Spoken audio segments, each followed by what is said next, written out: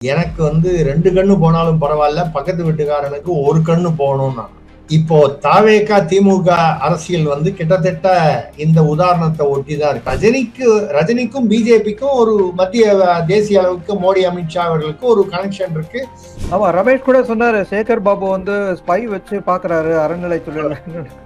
அதுதான், அது யார் ஸ்பைன்னு எல்லாருக்கும் தெரியும். அவர் மறுபடியும் வந்து ஸ்டாலின் அவர்கள் சட்டசபையில வந்தா அவர் எதிர்கட்சி தலைவராகி விடுவார் உதயநிதிக்கு பதிலாக. இதில் உதயநிதிக்கு விருப்பம் இல்லை என்று சொல்லப்படுகிறது. இதெல்லாம் வந்து அரசியல்னு வந்தாச்சுன்னா அது முகலாயர் காலமா இருந்தா என்ன, திமுக காலமா இருந்தா என்ன, எந்த காலமா இருந்தா அரசியல்னு வந்தா அதுக்கப்புறம் இதுல இந்த பந்தம் பாசம் இதுக்கெல்லாம் ஒன்றும் இதுவே இல்லை. இப்ப கனிமொழி செயலாளர் ஆகணும், இந்த பொதுச் செயலாளர் ஆகணும்னு ஆசைப்படுறாங்க, கொடுத்துருவாங்கன்னு நினைக்கிறீங்களா?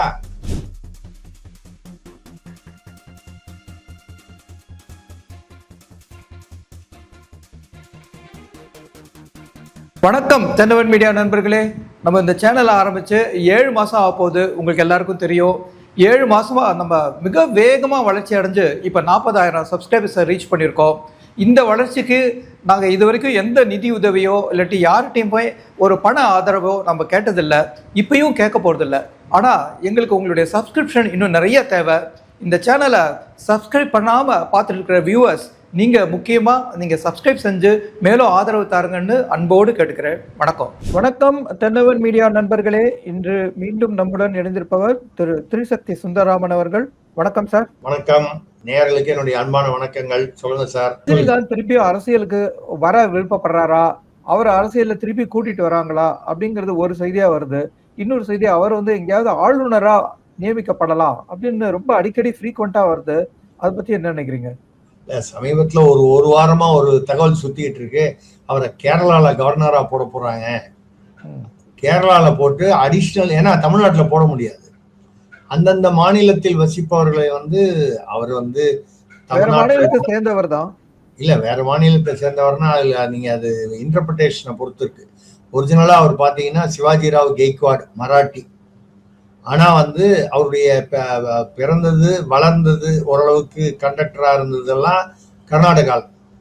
மராட்டியா இருந்து, அதாவது கர்நாடகால இருந்த மராத்தியர் அவர். அங்கிருந்து தமிழ்நாட்டுக்கு வந்து தமிழ்நாட்டுல சூப்பர் ஸ்டார் ஆயிட்டாரு. இன்னைக்கு இன்னைக்கு வந்து பாத்தீங்கன்னா அவர் ஆதார் கார்டுல தமிழ்நாடு தான் இருக்கு. அந்த கணக்குல நீங்க அவர் தமிழர் தான் நீங்க எடுத்துக்கணும். இந்த மராட்டி கன்னடாலாம் விட்டுட்டு நீங்க தமிழர் தான் எடுத்துக்கணும்.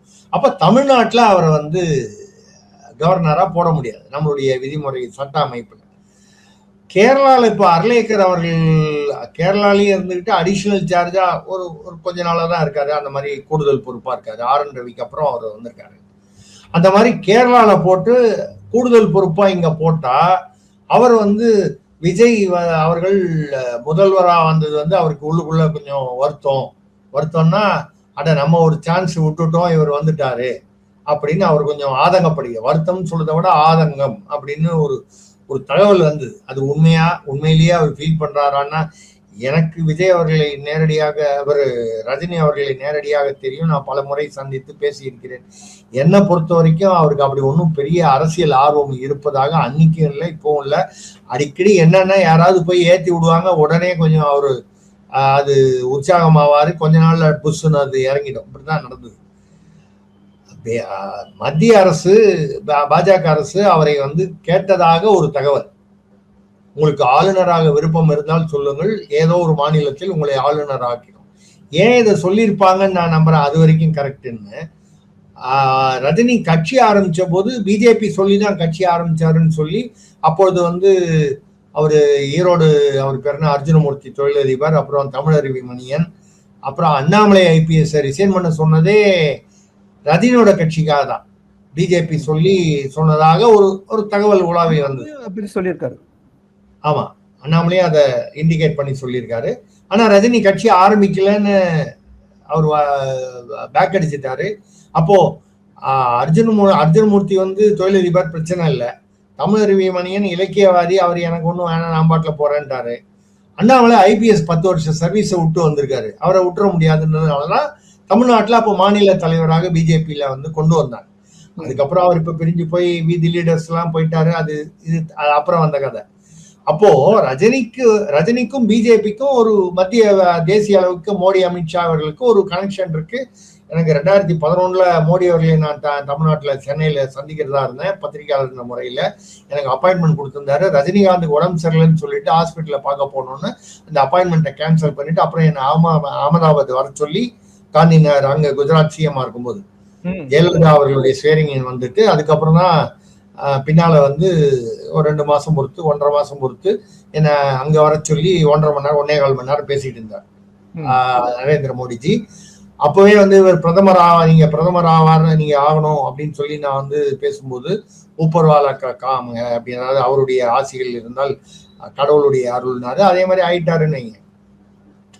ஆக ரஜினி மீது அவர்களுக்கு ஒரு சாஃப்ட் கார்னர் சென்ட்ரல் பிஜேபிக்கு இருக்குங்கிறது உண்மை.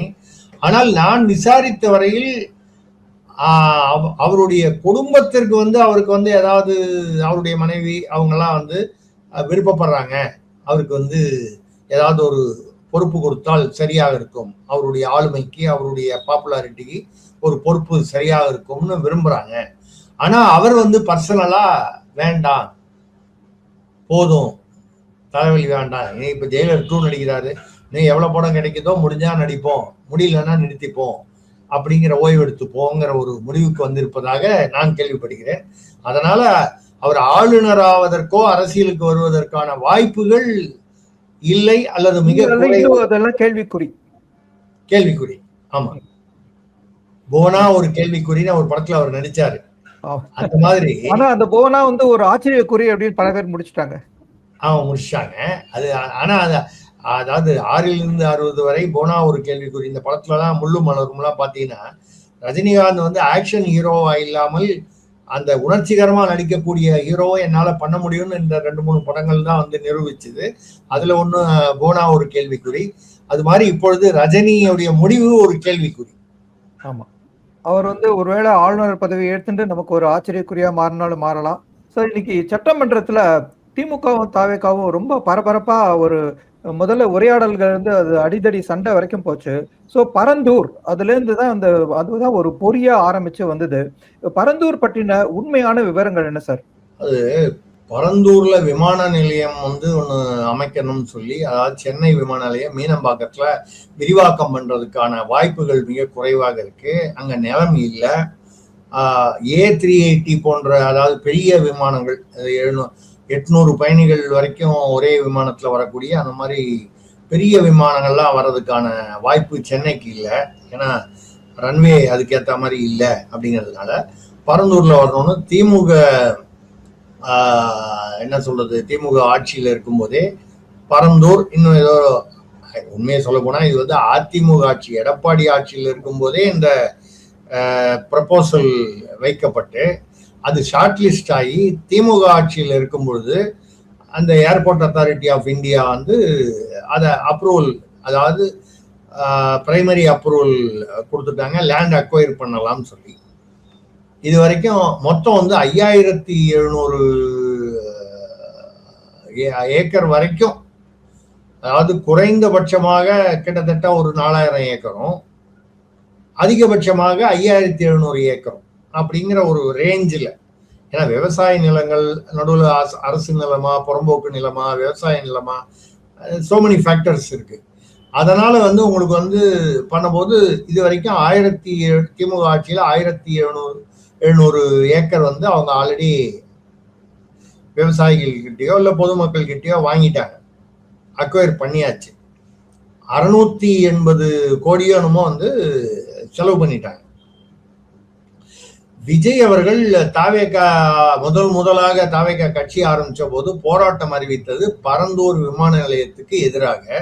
அது விவசாயிகளுடைய பல கிராமங்களில் உள்ள விவசாயிகளுடைய நிலத்தை வந்து அதாவது நம்ம வந்து அக்வயர் பண்றது ஆக்கிரமிப்புக்கு சமம், அது வந்து விவசாய நிலங்களுக்கு விவசாயிகளுக்கு எதிரான நடவடிக்கைன்னு சொல்லி அப்பவே முதலாக தாவேகா தலைவர் விஜய் போராட்டத்தில் இறங்கியது இந்த பரந்தூர் விவகாரத்துல தான்.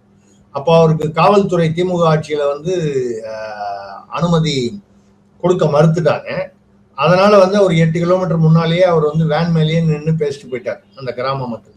கிட்டத்தட்ட ஒரு 13 கிராமம் வந்து அதுல பாதிக்கப்பட்டது கிராமத்தில் உள்ள விவசாயிகள், அவர்களுடைய நிலங்கள்னு சொல்றாங்க.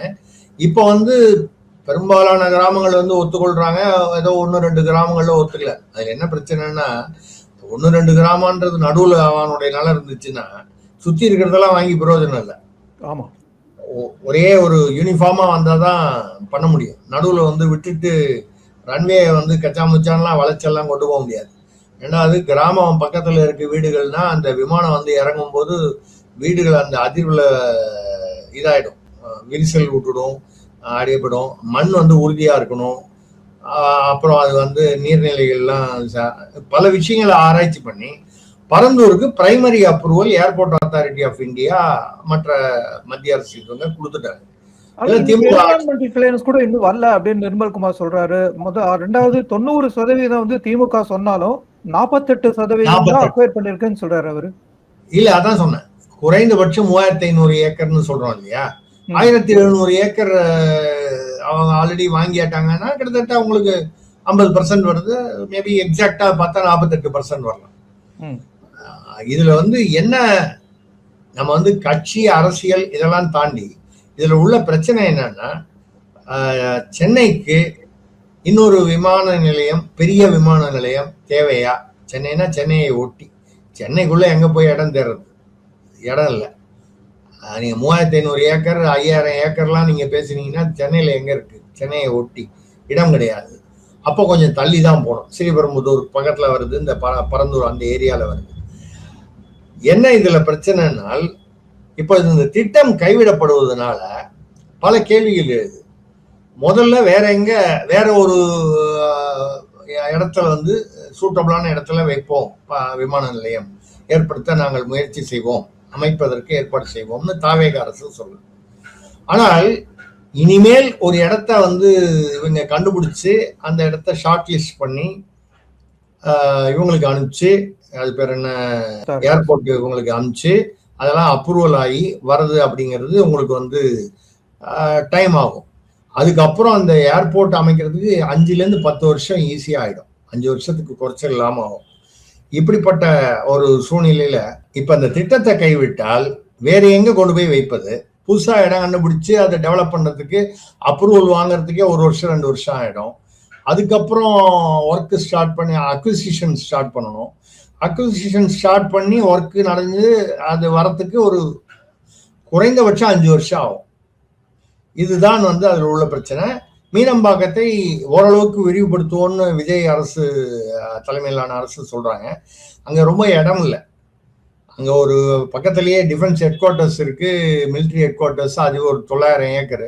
பட் அந்த ஹெட் குவார்ட்டர்ஸுக்கு வேற இடம் அவங்களுக்கு கொடுத்து அதெல்லாம் ஷிஃப்ட் பண்றதுங்கிறதும் ஒரு சாதாரண விஷயம் இல்லை. ஏதோ கொஞ்ச நாளம் விரிவாக்கம்ங்கிறது ரொம்ப மார்ஜினல் இடம், இது சம்மந்தமே இல்லை. இந்த 1000 ஏக்கர் 500 ஏக்கருக்குலாம் இடமே இல்லை. இது ஒரு பக்கம் பிராக்டிக்கலான இஷ்யூ. அப்போ பெங்களூர்லாம் பார்த்தீங்கன்னா சர்வதேச விமான நிலையம் 40-50 கிலோமீட்டர் தள்ளி இருக்கு. ஹைதராபாத்லாம் ஊர்லேருந்து சிட்டிலேருந்து 40-50 கிலோமீட்டர் தள்ளி இருக்கு. பெங்களூரை இன்னொரு சர்வதேச விமான நிலையமும் பெங்களூருக்கு கொஞ்சம் தள்ளி அவங்க அமைக்கிறதுக்கு ஏற்பாடு பண்ணிட்டு இருக்காங்க. அது எதுக்காக பண்றாங்கன்னா, ஓசூர்ல இவங்க திமுக இருக்கும்போது விமான நிலையம் நாங்க அமைக்கிறோம் அப்படின்னு சொல்லி ஓசூர்ல அது முடியாதுன்ட்டாங்க. ஏன்னா 150 கிலோமீட்டருக்குள்ள 2 சர்வதேச விமான நிலையம் ஒரே அந்த ரேஞ்சில் வரக்கூடாதும் போது அந்த மாநிலத்தோட அனுமதி வேணும், என்ஓசி. கர்நாடக மாநிலம் ஒத்துக்காது. அங்க பெங்களூரோட வியாபாரம், அவங்களுக்கு விமான நிலையத்துடைய வருமானம் போயிடுமே, டிராபிக் அஃபெக்ட் ஆகும். அந்த வகையில அவங்க வந்து இது இது இது ஒரு பிரச்சனை. இப்போ இவங்களுக்கு என்ன, திமுக என்ன பிரச்சனைனால், அதாவது இது நம்ம பேசுறது வந்து அரசு ரீதியாக திமுக அதிமுக இதெல்லாம் வந்து தாவேகா இதெல்லாம் இல்லாமல் என்னன்னு இன்னொரு விமான நிலையம் ஏற்பாடு செய்வதற்கு பல வருடங்கள் ஆகும். இப்ப இன்னைக்கு இந்த பக்கம் என்ன திமுக ரொம்ப ஏன் அப்செட் ஆறாங்கன்னா, அங்க ஒரு முக்கியமான நிறுவனம், அதுதான் பேர் சொல்லி சொல்றாரு சொல்லி, ஆமா, அது பொதுவா வந்து யாரோ ஒரு மாப்பிள்ளையுடைய பினாமி நிறுவனம். யாரோ ஒரு மாப்பிள்ளைன்னா எந்த மாப்பிள்ளைங்கிறது அவங்க தான், யாருக்கு மாப்பிள்ளை யாரோ அப்படிம்பாங்க அப்படின்னு சொல்லி அந்த மாதிரி வந்து அது மாப்பிள்ளையுடைய நிறுவனம் அப்படின்னு சொல்லுவாங்க. அவங்க வந்து எக்கச்சக்கமா அங்க வாங்கி போட்டிருக்காங்க. அது வழக்கமா திமுகவுடைய ஃபார்முலா. அது ஒரு திட்டம் ஒண்ணு, அதாவது அறிவிக்கும் போது அதை அறிவிக்கிறதுக்கு முன்னாலேயே என்ன பண்ணுவாங்க, அறிவிக்க போறாங்க அப்படிங்கும் போதே அந்த இடத்துல உள்ள பொது திட்டம், ஒரு சிப்காட்டு, ஒரு தொழில் பூங்கா, வேளாண் பூங்கா அப்படின்னு அறிவிக்க போறாங்கன்னா முதல்ல அந்த ஏரியால நிறைய நிலம் அவங்க குடும்பத்துல அவங்க வகையறால வாங்கி போட்டுருவாங்க. அதுதான் அதுக்கப்புறம் தான் ஆதவ அர்ஜுனாவும் குற்றமா சொன்னார். அதாவது உங்களுக்கு முன்னாடியே இந்த இன்ஃபர்மேஷன் தெரிஞ்சு அப்ரூவல்லாம் வரதுக்கு முன்னாடியே நீங்க வாங்கி போட்டீங்க, சுத்தி வளைச்சு போட்டீங்க. ஆனா அவர் சொல்றதை பார்த்தா அதுதான் ஒரு காரணமா இருக்குமா பரந்தூர் வேண்டான்னு அவங்க நினைக்கிறதுக்கு? இல்ல அதுதான் இப்ப நான் வந்து இந்த 2000 ஏக்கரும் அவரும் அவரு ஏவா வேலு வகைரால வந்து, நான் வகைரான்னு சொல்றது உங்களுக்கு புரியும் அப்படி சொன்னா, அவங்க வகையில ஒரு 1500 ஏக்கரும் இந்த மாதிரிலாம் வாங்கி போட்டிருக்காங்கிறது இப்ப இல்ல. திமுக ஆட்சியில் இருக்கும்போது தேர்தலுக்கு முன்னால நான் பல யூடியூப் நிகழ்ச்சிகள்ல பேசியிருக்கேன், சேனல்கள்ல. இது வந்து வாங்கி போட்டிருக்காங்க. அதே மாதிரி ஓசூர்லயும் வாங்கி போட்டாங்க. பட் ஓசூர்ல விமான நிலையம் வராதுன்னு ஆனோன்னா அந்த முதலீடு நஷ்டமாயிடும். எப்படி நஷ்டம் ஆகும்னு கேட்டா, இப்போ ஒரு 100 ரூபாய் அது விலை போகணும்னு வச்சு, சும்மா ஒரு 100 ரூபான்னு ஒரு உதாரணமா சொல்றேன். இவங்க 100ங்கிறத 120 ஆனாலும் பரவாயில்ல, 125 ஆனாலும் பரவாயில்லன்னு வாங்குவாங்க. 150 ரூபா ஆனாலும் பரவாயில்ல. ஏன்னா இவங்க கணக்குல 100 ரூபாங்கிறது 1000 ரூபாய்க்கு போகும், 10 மடங்கு விலை போகும். நம்ம 100ன்னு சொல்றது ஒரு எக்ஸ் அப்படிங்கிற மாதிரிதான். இப்ப அது வந்து விமான நிலையம் வரலன்னு வைங்க, இவங்க வாங்கின 125க்கோ 150க்கோ மறுபடியும் விலை போகாது. அத நஷ்டத்துக்கு 80 ரூபாய்க்கு விற்க வேண்டி வரும், 100 ரூபாய்க்கு விற்க வேண்டி வரும். இது ஓசூர்ல ஒரு தடவை ஆல்ரெடி அனுபவிச்சுட்டாங்க. அதுக்கு காரணம் வந்து கர்நாடக அரசு. அவங்க ஏதாவது பண்ணி கொடுத்துருவாங்க, இல்ல மேனேஜ் பண்ணிக்கலாம்னு நினைச்சாங்க, அது முடியல. அவங்க எப்படி ஒத்துப்பாங்க? அவன் வந்து ஓசூர்ல விமான நிலையம் அனுப்பக்கூடாதுன்னு அந்த அந்த அந்த ரூல்ஸை வந்து கோட் பண்ணது மட்டும் இல்லாமல், நாங்க தனியா ஒண்ணு இந்த பக்கம், ஏன்னா அவன் மாநிலத்துல 150 கிலோமீட்டருக்குள்ள இன்னொரு இதை அமைக்கணும்னா அவன் என்ஓசி கொடுத்துட்டு போயிடுவான். ஏன்னா கர்நாடக அரசு தானே. ஆமா. ஆனா இப்ப ஆந்திரால குப்பம் பக்கத்துல வருது, அதனால ஹோசூர்ல இருந்து இண்டஸ்ட்ரியெல்லாம் அங்க ஷிஃப்ட் ஆகிறதுக்கு இருக்குன்னு கூட திமுக வந்து ஒரு குறைய வைக்கிறது.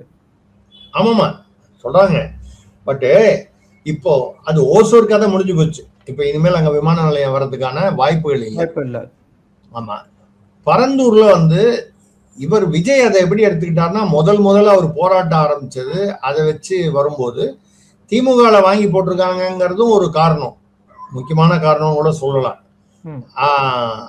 அதை டீரெயில் பண்ணணும் அப்படிங்கிறதுக்காகவோ என்னவோ, என்னை பொறுத்த வரைக்கும் இதுல வந்து மக்கள் நலனை வந்து திமுகவும் பார்க்கல, தாவேகாவும் பார்க்கல. அதாவது மக்கள் நலம் என்றால் கலைஞர் இருக்கும்போது சொல்லுவாங்க, அவர் மக்கள் நலன் சொல்லுவாங்க. அப்பதான் தெரிஞ்சது தன் மக்கள் நலம் அப்படின்னு அவர் பார்த்திருக்காரு அப்படின்னு அந்த காலத்துல அவர் விமர்சனம் பண்ணி சொல்லுவாங்க. அந்த வகையில பாத்தீங்கன்னா அவங்களும் வந்து தன்னுடைய நிலம் முதலீடு போயிடுச்சே அப்படிங்கிற ஆத்திரம் அவங்களுக்கு. இவங்க வந்து பத்தியா உன்னுடைய முதலீட நஷ்டப்படுத்தி விட்டவன் பத்தியா அப்படின்னு. இதுதான் வந்து ஆக்சுவலா பாத்தீங்கன்னா இதுல வந்து யார் பாதிக்கப்படுறது அப்படின்னு கேட்டா தமிழ்நாடு மக்கள் தான் வழக்கம் போல. இப்ப பரந்தூர்ல நான் பண்ணிதான் ஆகணும், அது திமுகவுக்கு சாதகமா இருக்கணுங்கிற அர்த்தத்துல நான் பேசல. ஆனா ஏற்கனவே அப்ரூவல் ஆகி கொஞ்சம் நிலம் வாங்கியாச்சு. இப்போ அவரு எடப்பாடி கூட இன்னைக்கு அவர் அதிமுக தலைவர் எடப்பாடி கூட கேட்டிருக்காரு, இப்ப என்ன பண்ண போறீங்க அந்த நிலத்தை?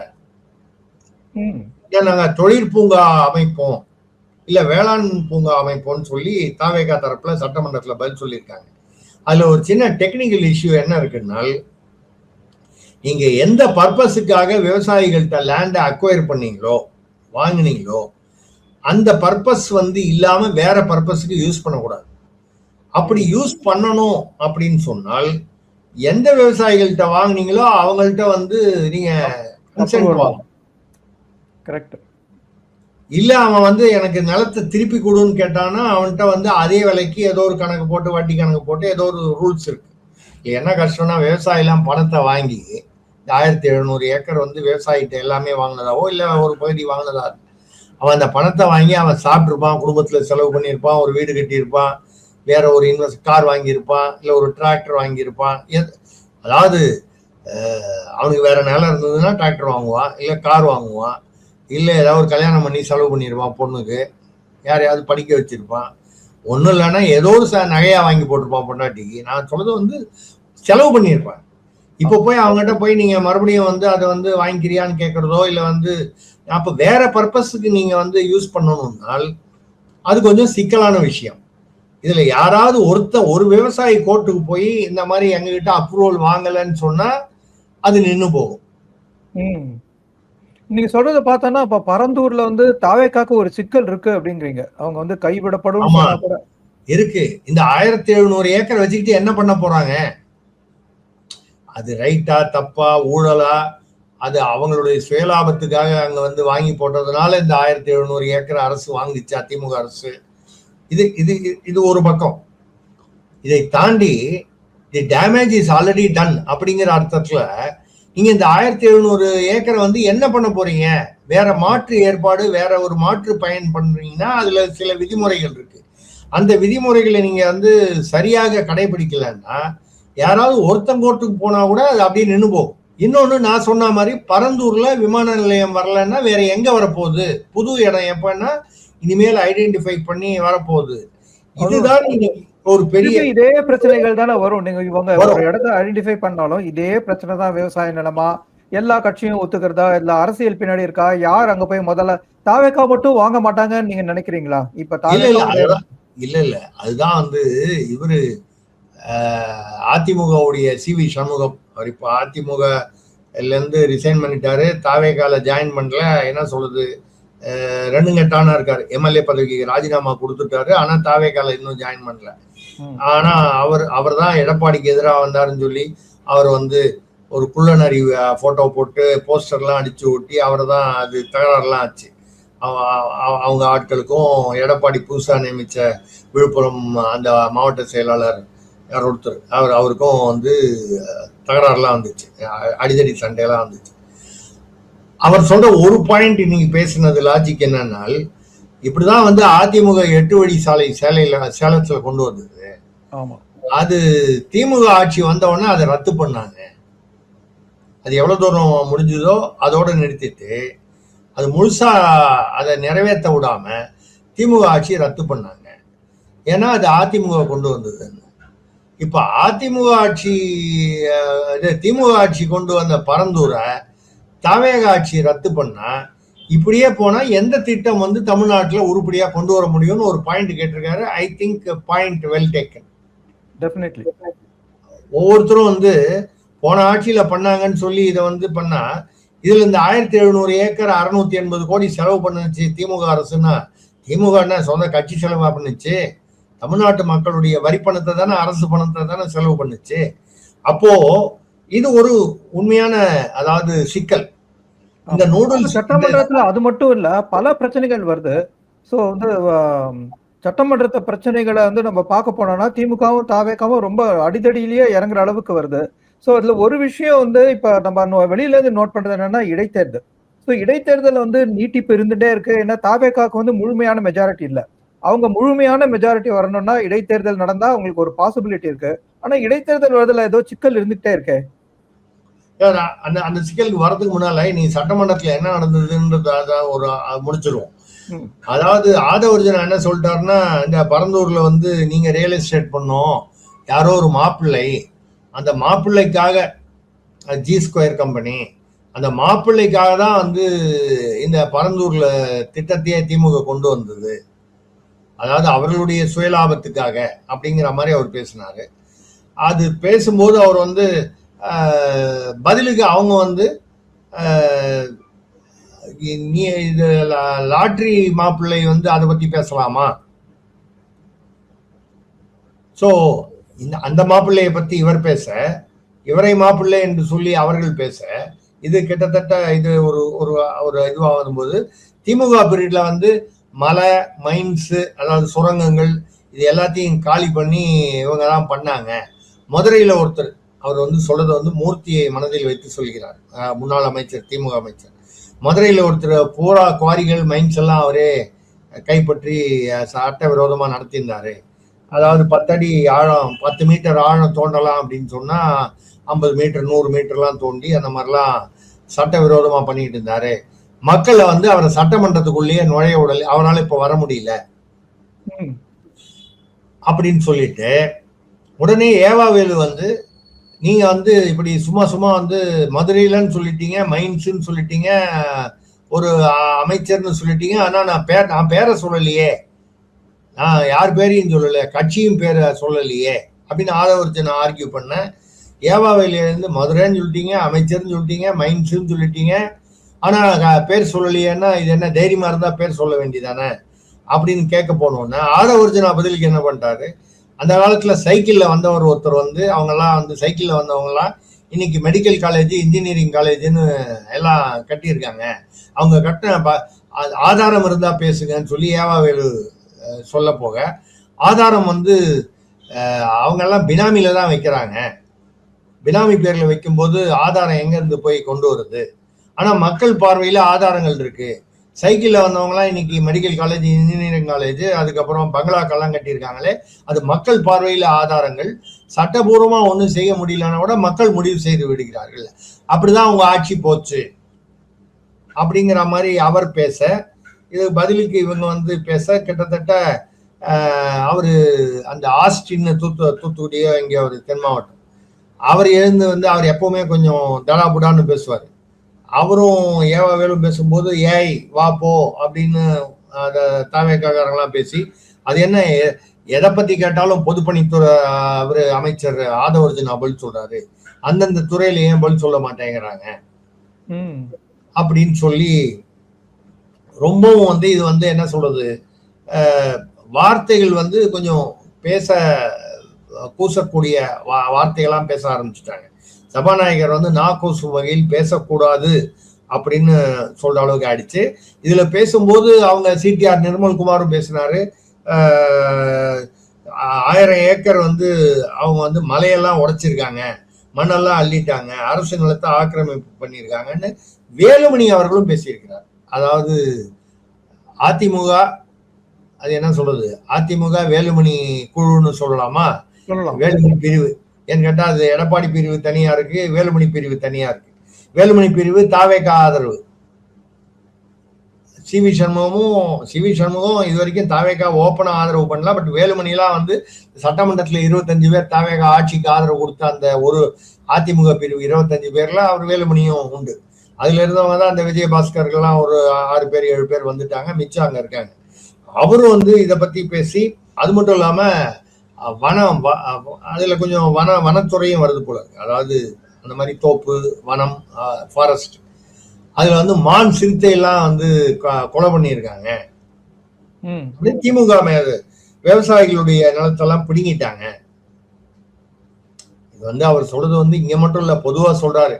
ஏற்கனவே நான் வந்து சில இதுக்கு முன்னால வேற நிகழ்ச்சிகள்லாம் சேனல்கள்லாம் பேசியிருக்கேன். இங்க போடி நாயக்கனூர் உத்தமபாளையம் அந்த மாதிரி தேனி பக்கத்துல எல்லாம் நிறைய ஏலக்காய் எஸ்டேட்லாம் விவசாயிகள்கிட்ட மிரட்டி மாப்பிள்ளை யாரோ ஒரு மாப்பிள்ளை யாருக்கு மாப்பிள்ளை யாரோ வந்து அவங்க வகைரா வந்து விவசாயிகளை மிரட்டி பிடிங்கியிருக்காங்கன்னு சொல்லுது, அதெல்லாம் உண்மைதான்.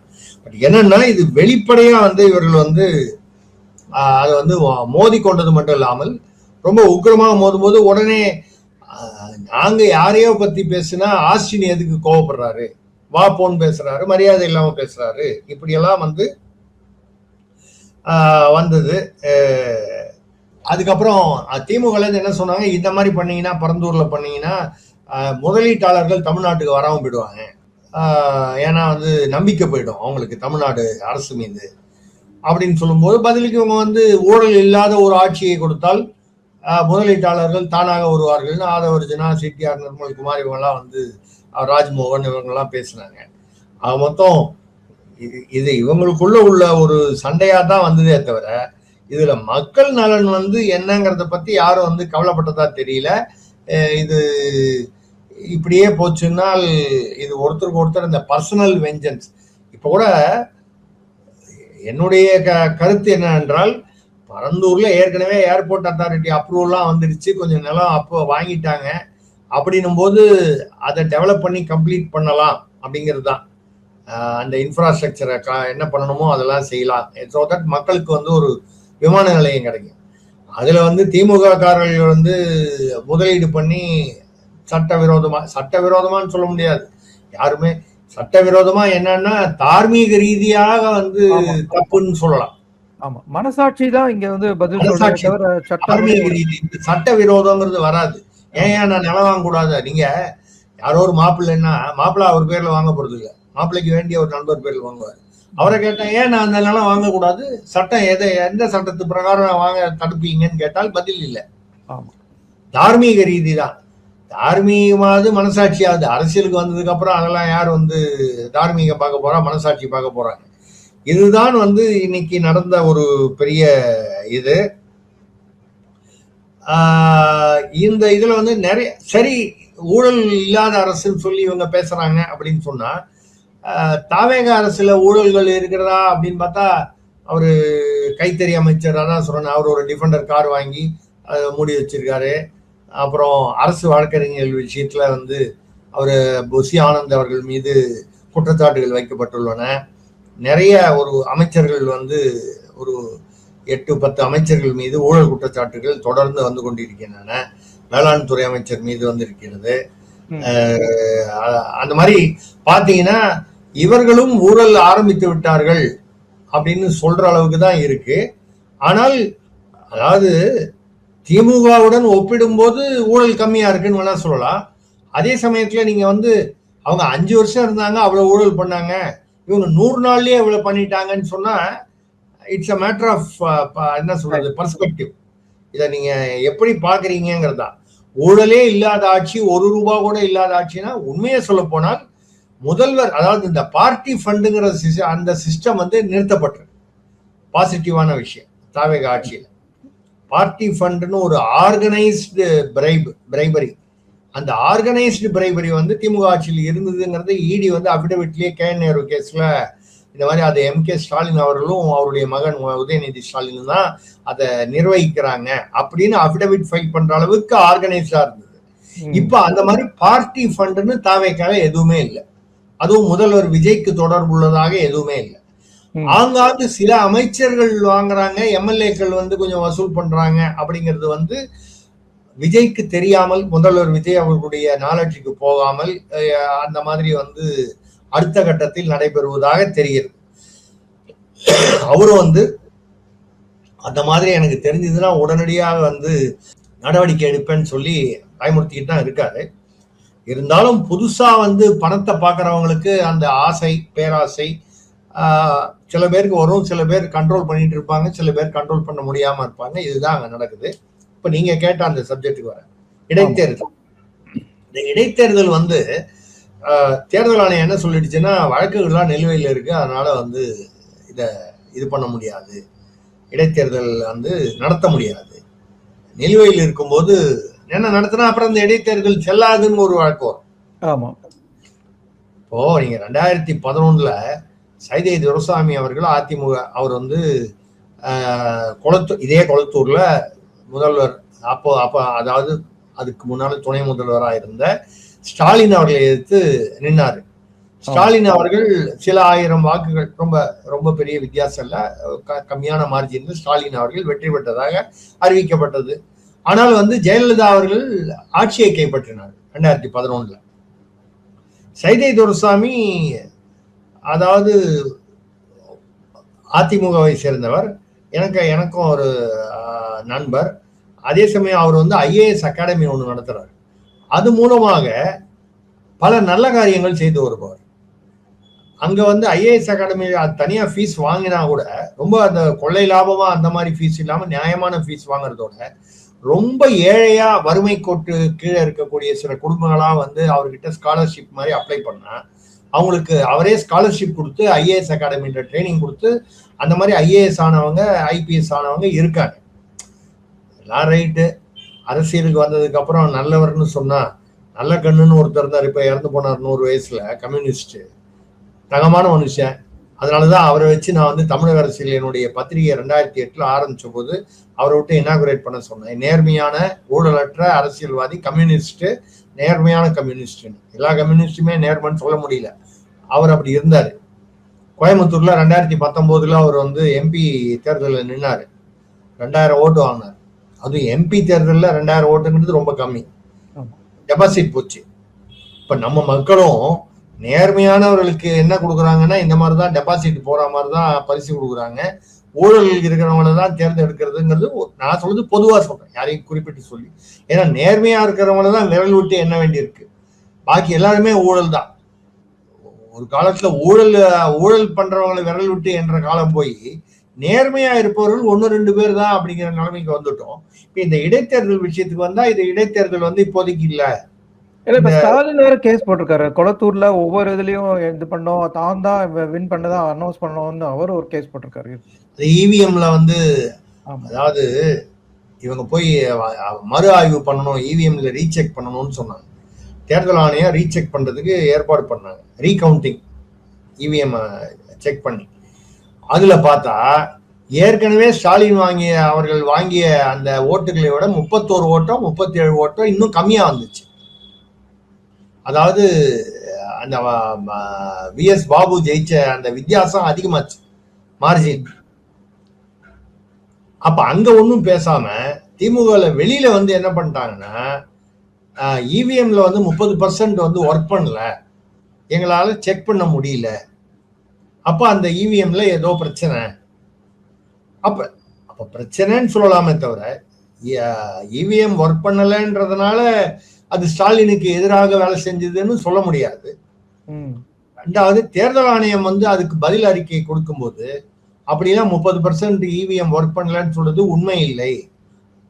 அப்படி உண்மையாக இருந்தால் ஆய்வு செய்திருக்கும் போதே அவங்க அதை குறிப்பிட்டு எங்களுக்கு வந்து எழுத்துல கொடுக்கணும், 30% இவிஎம் ஒர்க் பண்ணலங்கிறத எழுதி கொடுத்துருப்பாங்க. எல்லா அரசியல்வாதிக்கும் அந்த விஷயம் கரெக்டா தெரியும். அதெல்லாம் இல்லாம ஆய்வு எல்லாம் பண்ணிட்டு எல்லாம் சரின்னு ஓகேன்னு போயிட்டாங்க. உண்மையிலேயே வந்து 30% இவிஎம் ஒர்க் பண்ணலன்னா ஆய்வு செய்யும் பொழுதே அதை வந்து அவர்கள் வந்து வெளிக்கொண்டு வந்திருக்க வேண்டும். எல்லாம் பண்ணி முடிச்சுட்டு தலையாட்டிட்டு வெளியில போயிட்டு 31 ஓட்டு இன்னும் கம்மியாகுதுன்னு அப்புறம் அதுக்கு ஏதோ ஒரு அரசியல் ரீதியாக பதில் சொல்ற மாதிரி அப்படின்னு சொல்லி தேர்தல் ஆணையம் பதில் சொல்லிடுச்சு.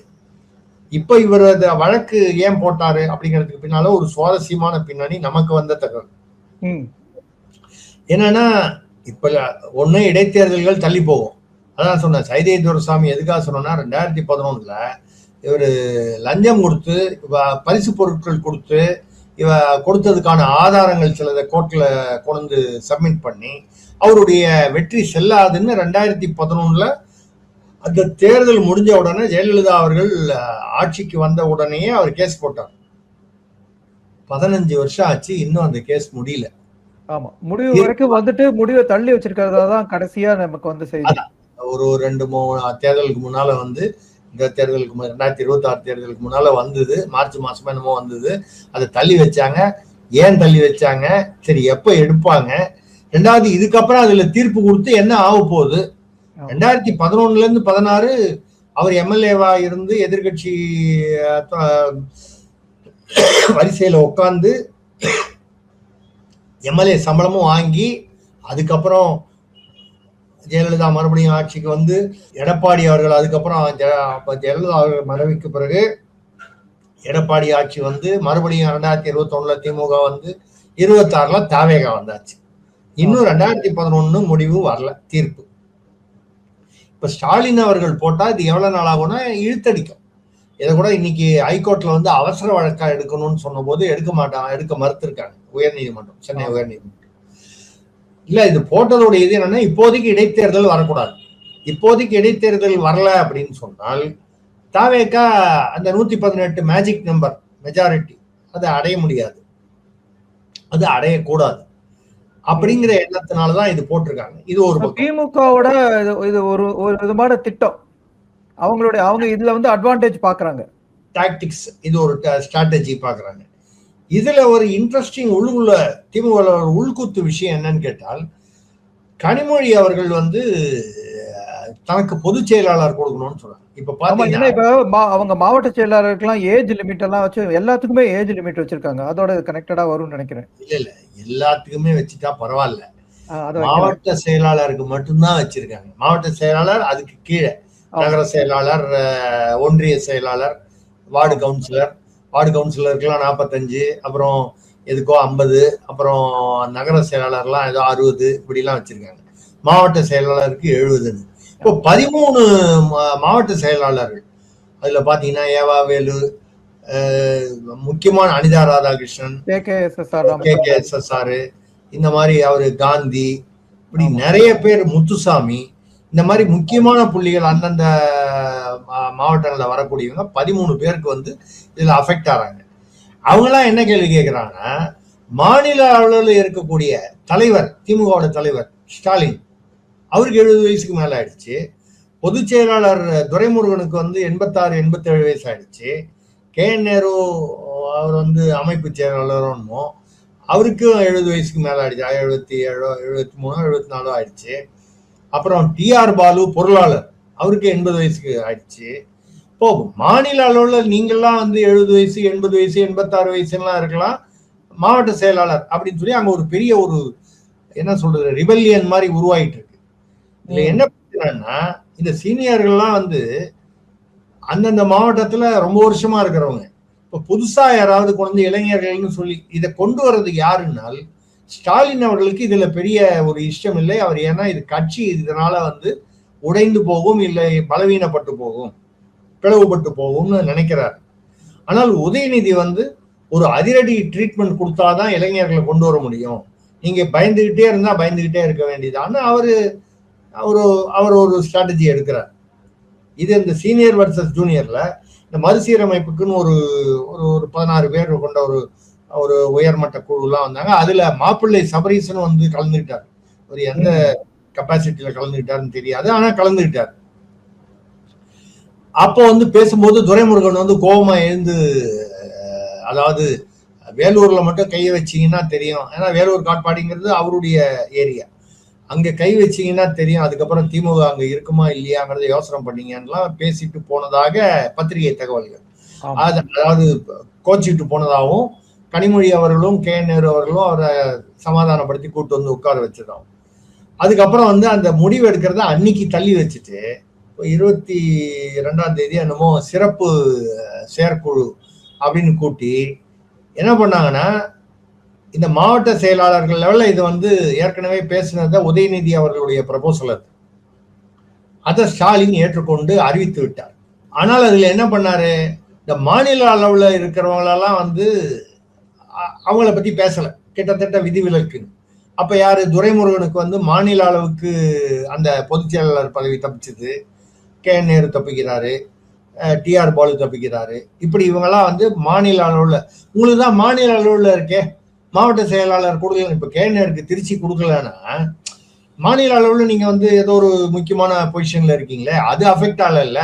இப்ப மாவட்ட செயலாளர் யாரோ இருந்துட்டு போறானே, கொஞ்சம் ஏதோ ஒரு பேலன்சிங் தான். ஆனாலும் மாவட்டத்துல வந்து அவர் வம்பு பண்ணணும்னு நினைச்சா KN நேருக்குன்னு ஒரு குரூப் இருக்கு, அன்பில் மகேஷ்க்கு ஒரு குரூப் இருக்கு, திருச்சி சிவாவுக்கு ஒரு குரூப் இருக்கு, இப்படி அங்கங்க எல்லா மாவட்டத்திலையும் இருக்கு. இந்த பிரச்சனைகள் வரும்பொழுது இவர் இடைத்தேர்தல் வச்சு ஸ்டாலின் அவர்களை மறுபடியும், இவர் கூட நம்ம முதல்வர் விஜய் பேசும்போது என் டேபிள்ல 3 ஃபைல் இருக்கு, ஊழல் ஃபைலு, எப்போ வேணா அதை நான் திறந்தேன்னா என்ன ஆகும்னு சொல்ல முடியாது அப்படின்னு எல்லாம் சொன்னாரு. மறுநாளைக்கே ஒரு புலனாய்வு பத்திரிகையில வந்து ஒரு அரசியல் பத்திரிகையில அந்த 3 பேர் யாருன்னு, அது யூகமா கூட இருக்கலாம், ஒரு கணிப்பா கூட இருக்கலாம், செந்தில் பாலாஜி, சேகர் பாபு, அன்பில் மகேஷ் 3 பேர் போட்டோ போட்டு இந்த 3 பேரோட ஃபைல் தான் சொல்லி போட்டாங்க. அது என்ன தகவலா இல்லை யூகமா தெரியாது, வந்தது. இதெல்லாம் வந்தது. அதே மாதிரி சேகர் பாபு மானிய கோரிக்கை அறநிலையத்துறை பேச ஆரம்பிக்கிறதுக்கு முன்னாலே 106 கோரிக்கைகள் கொண்டு வந்திருக்கீங்க எங்களுக்கு தெரியும்னு சொன்னாரு. அப்படின்னா எங்கேருந்தோ தகவல் வந்து இன்னும் திமுக அதிகாரிகள் மூலமாக, திமுக சார்பான அதிகாரிகள் மூலமாக, உயர் அதிகாரிகள் மூலமாக திமுகவிற்கு தாவேக அரசிலும் செய்திகள் போகின்றன அப்படிங்கிறது தெரியுது. ஆமா, ரமேஷ் கூட சொன்னாரு, சேகர் பாபு வந்து ஸ்பை வச்சு பாக்குறாரு அறநிலைத்துறையில. அதுதான், அது யார் ஸ்பைன்னு எல்லாருக்கும் தெரியும். அந்த பீரியட்ல யார் இருந்தா அறநிலையத்துறையில, அவர் மறுபடியும் முடிஞ்சு அவர் திமுகவுக்கு மிக நெருக்கமாக இருந்தார் ஒருத்தர். அவர் யாரோ அவர் வந்து அவர் குமரனா இருக்கலாம், குருவா இருக்கலாம், யாரா வேணா. ஆமா, அவரை கொண்டு நீங்க மறுபடியும் அதே பொசிஷன்ல, அதுவும் பத்திரப்பதிவியை சேர்த்து அவருக்கு அடிஷனல் சார்ஜ் கொடுத்தீங்கன்னா தகவல் போகாம என்ன செய்யும்? அதே மாதிரி முன்னால இருந்த ஒரு காவல்துறை அதிகாரி, அவர் திமுகவுக்கு மிக இணக்கமாக செயல்பட்டார்னு சொல்லிட்டு அவரை கொண்டு வந்து லஞ்ச ஒழிப்பு துறையில போட்டாங்க. அப்புறம் ஒரு மாசம் கழிச்சு அவர் மூலமா தான் தகவல் போச்சு. உதயநிதி கைதுக்கெல்லாம் தகவல் முன்னாலேயே போயிடுச்சு. ஏவாவேலுக்கு அந்த கரூர்ல கஜானா மாதிரி நடத்திக்கிட்டு இருந்தாரு. அதை போய் ரெய்டு பண்ண போகும்போது கவுண்டிங் மிஷின் கவுண்டர்லாம் இருந்தது. ஆனா பணம் எல்லாம் ஒன்றும் இல்லை. அப்போ பணம் இருந்ததற்கான அடையாளங்கள் இருக்கே தவிர சட்டபூர்வமான ஆதாரங்கள் இல்லை. அந்த மாதிரி விஷயங்கள் வந்து பாத்தீங்கன்னா இது ஏதோ தகவல்கள் உளவு, அதாவது உள்ள இருந்தே தகவல் போகுது அப்படிங்கிற மாதிரி இருந்தது. இந்த இடைத்தேர்தலில் வந்து சில பேர் திமுக ஒரு லாபி வந்து ஸ்டாலின் அவர்கள் வந்து மறுபடியும் வரணும்னு இவரே வந்து அவர் பேர் முதல்வர் விஜயே வந்து நான் அந்த 3 ஃபைலை எடுக்காதது காரணம், பிரிக்காதது காரணம், ஏதோ இடைத்தேர்தலையாவது உங்களுக்கு ஒரு நல்லது ஏதாவது நடக்கட்டுமே. அவரு என்ன அர்த்தத்துல சொன்னாருன்னு தெரியல. ஆனா பொதுவாக புரிந்து கொள்ளக்கூடியது ஸ்டாலின் ஒரு கால் இடைத்தேர்தலில் ஜெயிச்சு வர்றது கூட அதாவது நடக்கட்டுமேங்கிறதுக்காக தான் நான் இதெல்லாம் ஆரம்பிச்சேன்னா நீங்க ஒட்டுமொத்தமா நீங்க இப்படி அப்படி காமிச்சாரு. அந்த மாதிரி ஒரு அர்த்தத்துல அவர் பேசிட்டாரு. இப்போ என்ன விஷயம்னா ஸ்டாலின் அவர்கள் மீண்டும் சட்டசபைக்கு தேர்தலில் ஜெயிச்சு இடைத்தேர்தலில் அது எப்போ நடக்குதோ, இப்போ இந்த நிலுவையில் வழக்குகள் இருக்கும்போது இந்த இடைத்தேர்தல் நடக்கல. யாரோ ஒருத்தர் ராஜினாமா பண்றாரு, கட்சி மாற்றம் இல்லாம இருக்கிற திமுக எம்எல்ஏல ஒருத்தர் ராஜினாமா பண்றாருன்னு வைங்க, அந்த இடைத்தேர்தலில் எந்த சிக்கலும் இருக்க முடியாது, வழக்கு நிலுவையில வர வாய்ப்பு இல்லை, அதை நடத்தி தான் ஆகணும் அந்த குறிப்பிட்ட காலத்துக்குள்ள. அப்ப ஸ்டாலின் அவர்கள் அதுல நிக்கலாம். இப்போ வந்து இடைத்தேர்தல் வரதெல்லாம் காரணம் வந்து பாத்தீங்கன்னா ராஜினாமா பண்ண இவர் விஜய் ராஜினாமா பண்ணது. அப்புறம் அப்போ கூட தேர்தல் ஆணையம் என்ன சொல்லணும்னா மொத்தமா வரக்கூடிய இதோட சேர்த்து நாங்க ஒன்னாதான் பண்ணுவோம், தனித்தனியா பண்ண முடியாதுன்னு சொல்லலாம். இப்ப அவர் மறுபடியும் வந்து ஸ்டாலின் அவர்கள் சட்டசபையில வந்தா அவர் எதிர்கட்சி தலைவராகி விடுவார் உதயநிதிக்கு பதிலாக. இதில் உதயநிதிக்கு விருப்பம் இல்லை என்று சொல்லப்படுகிறது. நான் இப்பதான் டெவலப் பண்ணி ஒரு ஹீரோவா வர்றேன், ஏன்னா மறுபடியும் செகண்ட் ஹீரோவா ஆக்கணும்னு சொல்லி நீங்க முயற்சி பண்ணீங்கன்னா அது நான் ஒத்துக்க முடியாது அப்படின்னு அங்க உள்ளுக்குள்ளேயே அவர் வந்து அப்பாவை வந்து நீங்க வந்து ஓய்வெடுத்துக் கொள்ளுங்கள், அவருக்கு அப்பா வரணும்னு ஆசை, வந்தானா தன்னுடைய இது போயிடும்னு ஒரு தன்னுடைய முக்கியத்துவம் போயிடும். அதே சமயத்துல அவருக்கு வந்து அப்பா தோத்து போனது வருத்தம், அதனாலதான் சேகர்பாபு அந்த திருமணத்துல வந்து சேகர்பாபு மேல வருத்தம் தான் சொல்றாரு. இதே சமயத்துல நம்ம கவனிக்க வேண்டியது என்னன்னா, ஏதோ சொல்லுவாங்க தனக்கு மிஞ்சிதான் தான தர்மம்னு சொல்லுவாங்க. அந்த மாதிரி ஆமா அப்பாவுக்கே வேணா அப்பாவா இருந்தானே யாரா இருந்தான்னு சார். அவுரங்கசீப் என்ன பண்ணாரு, தான் பதவிக்கு வர வேண்டும் என்பதற்காக தன்னுடைய அப்பாவான ஒரு ஷாஜகானை வந்து சிறையில் வைத்தது மட்டும் இல்லாமல் தன்னுடைய அண்ணனான அவருடைய மூத்தவர் பதவிக்கு வர வேண்டியவரை வந்து சிறையில் அடைத்து அவரை வந்து எக்ஸிக்யூட் பண்ணிட்டாரு. அவருக்கு ஏதோ ஒரு காரணத்தை சொல்லி மரண தண்டனை கொடுத்துட்டாரு. அதாவது தான் பட்டத்துக்கு வரணும். நம்ம வந்து அவுரங்கசீப்னு சொல்லல, இதெல்லாம் வந்து அரசியல்னு வந்தாச்சுன்னா அது முகலாயர் காலமா இருந்தா என்ன, திமுக காலமா இருந்தா என்ன, எந்த காலமா இருந்தான்னு அரசியல்னு வந்தா அதுல அதுக்கப்புறம் இதுல இந்த பந்தம் பாசம் இதுக்கெல்லாம் ஒன்றும் இதுவே இல்லை. இப்ப கனிமொழி செயலாளர் ஆகணும், பொதுச் செயலாளர் ஆகணும்னு ஆசைப்படுறாங்க, கொடுத்துருவாங்கன்னு நினைக்கிறீங்களா? ஏன் கொடுக்க கூடாது? கொடுத்துட்டா கிளை குழுமம் அவங்க பவர்ஃபுல் ஆயிடுவாங்களே. நீங்க வந்து அவங்க எவ்வளவு காலம் தான் சார் காத்துட்டு இருப்பாங்க? இப்ப துரைமுருகன் பொதுச் செயலாளர் இருக்காரு, அவருக்கு வயசாயிடுச்சு, எல்லாம் நம்ம அதெல்லாம் பத்தி பேசினோம். நான் அப்பயே உங்கள்கிட்ட கேட்க வந்தேன், கனிமொழி பொதுச் செயலாளர் எப்போது? இல்ல அவங்க பொதுச் செயலாளர் கொடுக்க முடியலன்னா கூட எனக்கு வந்து அமைப்பு செயலாளர் கொடுங்கன்னு கேக்குறாங்க. ஏதாவது ஒரு முக்கியத்துவம் கொடுங்க. இப்ப துணை பொதுச் செயலாளர் நம்ம இருக்காங்க, அவங்கள மாதிரியே துணை பொதுச் செயலாளர் நிறைய பேர் இருக்காங்க. அப்போ ஒன் ஆஃப் தி சோமனி அப்படின்னு இருக்கிறத விட ஒரு முக்கியத்துவம் வேணும்னு எதிர்பார்க்கறாங்க. அவங்க ரெண்டாவது இருக்கிறதுலயே இப்போ உதயநிதியை கம்பேர் பண்ணும்போது அவங்க அரசியல்ல ரொம்ப சீனியர். ஆமா, துரைமுருகனோட கம்பேர் பண்ண முடியாது. நான் சொல்றது என்னன்னா அந்த குடும்பத்துக்குள்ள பாத்தீங்கன்னா அவங்க சீனியர், உதயநிதியோட சீனியர்.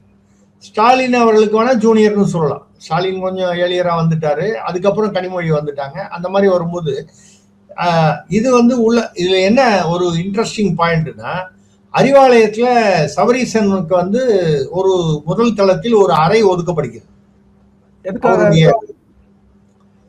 அவர் என்ன கேட்கிறாருன்னா, பெண் நிறுவனம் வச்சுக்கிட்டு நான் வந்து கஷ்டப்பட்டு 2021 நீ திமுக ஆட்சிக்கு வர்றதுக்கு நான் தான் காரணம், என்னுடைய நிறுவனம் தான் காரணம். அப்ப யாருமே அப்ப உதயநிதி வந்து அரசியலுக்கே வரல. இல்ல அப்பதான் வந்தாரு. மொத்தம் அவர் சினிமால தான் இருந்தார். அப்பெல்லாம் சொல்லும்போது அவர் வந்து எனக்கு சினிமா தான் பிடிக்கும், எனக்கு வந்து அரசியல் வேண்டான்னு சொன்னாரு, வரமாட்டேன்னு சொன்னாரு. அதுக்கப்புறம் தான் வந்தாரு. ஸோ அந்த பீரியட்ல எல்லாம், அதாவது கலைஞர் இறந்து போனது, அந்த இறந்து போறதுக்கு 1.5 வருஷம் முன்னாலேருந்தே கலைஞர் வந்து ஆக்டிவா இல்லை. அதாவது ரொம்ப படுத்த படுக்கையா இருந்தாரு. அப்படி இருக்கும்பொழுது அந்த பீரியட்ல எல்லாம் வந்து கட்சியை வந்து ஒரு கட்டுக்கோப்பாக உடையாமல் பிளவுபடாமல் வைத்திருந்தது சபரீசன். உண்மையிலேயே வந்து ஒரு ஒருங்கிணைப்பாளராக இருந்து ஸ்டாலின் சார்பில் இல்ல மாமனாருக்கு உதவியாக இருந்து அதை பண்ணாரு. அதெல்லாம் நான் பண்ணியிருக்கேனே, எனக்கு முக்கியத்துவம் இல்லையா? ராஜ்யசபா எம்பி கேட்டாலும் கொடுக்க மாட்டேன்ட்டீங்க. கனிமொழி இருக்காங்க டெல்லியில, ஏதாவது வேலைன்னா அவங்க பாத்துப்பாங்கன்னு சொல்லி சபரீசனுக்கு வேணான்னு உதயநிதி தடுத்துட்டாராம். உதயநிதிக்கு வந்து அன்பகம்ங்கிறது வந்து இளைஞர் அணிக்காக தனியா ஒரு அலுவலகம் இருக்கு. அதே அறிவாலயத்துக்கு எதிரிலேயே இருக்கு, கொஞ்சம் அந்த அந்த தேனாம்பேட்டை அதுலயே இருக்கு. அது கலைஞர் வந்து ஸ்டாலின் இளைஞர் அணி தலைவராக இருக்கும்போது அது ஏற்பாடு பண்ணி கட்டி கொடுத்தது அன்பகம்னு. அவரு அன்பகம் தனியா அவரு கண்ட்ரோல்ல இருக்கு. எனக்கு ஒரு ரூம் கொடுக்க கூடாதா அறிவாலயத்துல அப்படின்னு சொல்லி ஸ்டாலினும் வந்து, இப்ப ரெண்டாவது ஸ்டாலின் இருக்கிற நிலையில அவரோ தோத்துட்டார். இடைத்தேர்தலையும் நிக்க விடமாட்டாங்க போல இருக்கு. கட்சியும் பிளவுபடாம இருக்கணும்னா பிள்ளையும் விட்டு கொடுக்க முடியாது, மாப்பிள்ளையும் விட்டு கொடுக்க முடியாது. இதுல சீனியர் வர்சஸ் ஜூனியர் பிரச்சனை இது எப்படி ஆகுமோ? ஏன்னா இது எங்க பாதிக்கும்னா உள்ளாட்சி தேர்தலில் தான் அதிகமா பாதிக்கும். அடிமட்டத்துல நீங்க 45 வயசு தான் இருக்கணும்னா அங்க இருக்கிற ஒன்றிய செயலாளர் 50 வயசு 60 வயசு இருப்போம். அவனுக்கு 45 தான் இருக்கணும், 50 தான் இருக்கணும்லாம் நீங்க சொன்னா அங்க நிறைய இது வரைக்கும் ஒரு கிரிப்ல இருந்தவன் இல்லாம புதுசா யாரோ வருவான், அவனுக்கு கிரிப் இருக்காது, ஏற்கனவே இருக்கிறவன் அவனுக்கு உள்குத்து வேலை செய்வான். இத மாதிரி திமுகவில் அதாவது வெயிட்டிங் டு எக்ஸ்ப்ளோட் அப்படிங்கிற மாதிரி அது இருக்கு. அதை எப்படி திமுக கையாள்கிறது?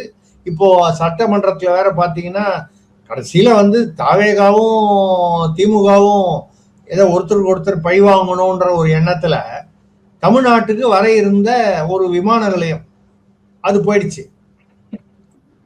அதாவது அதுதான் மக்களுக்கு கடைசியா கிடைச்சது. அதுதான் அல்ல, இது ஏதோ ஒரு பழமொழி சொல்லுவாங்க, சொல்லி நம்ம முடிப்போம். எனக்கு வந்து 2 கண்ணு போனாலும் பரவாயில்ல, பக்கத்து வீட்டுக்காரனுக்கு 1 கண்ணு போகணும்னா. இப்போ தாவேகா திமுக அரசியல் வந்து கிட்டத்தட்ட இந்த உதாரணத்தை ஒட்டிதான் இருக்கு. அவங்க வந்து எக்கச்சக்கமா 2 கண்ணோடய பார்த்துட்டு இருக்காங்க சார், அதையும் நான் சொல்லணும். இல்ல, என்னை பொறுத்த வரைக்கும் மக்கள் 2 கண்ணால பாத்துக்கிட்டு இருக்காங்க. ஆனா எதுவும் பண்ண முடியாத கையறு நிலையில் இருக்கிறார்கள். ஆமா. எனிவே சார், இவ்வளவு நேரம் நேரத்தை பயந்ததுக்கு ரொம்ப நன்றி சார். நேயர்களே, உங்க கருத்தை நீங்க கமெண்ட் செக்ஷன்ல பதிவிடுங்க. மீண்டும் பலமுறை நாம் திரு சக்தி சுந்தரராமன் அவர்களை சந்திப்போம். அதுவரை நன்றி கூடி விடைபெறுவோம். வணக்கம் சார், நன்றி. வணக்கம், நன்றி.